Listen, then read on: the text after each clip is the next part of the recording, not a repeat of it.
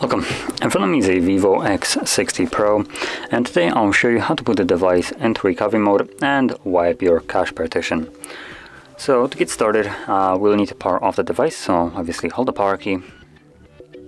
From there select power off, and once the device turns off you want to hold power key and volume up at the same time. So let's do it right now, power and volume up. This will boot you into, it's called fast boot mode, but in reality this is more like a boot mode. So anyway, from here you simply want to click on recovery mode. It looks like we need to use volume keys, so there we go. And then confirm it with power key.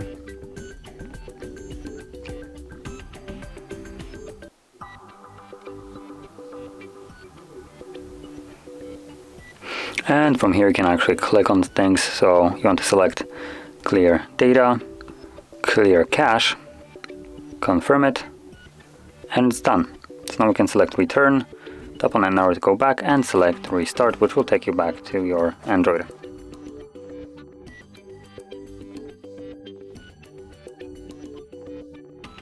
And as you can see, we're now back in Android. So if you found this video helpful, don't forget to hit like, subscribe, and thanks for watching.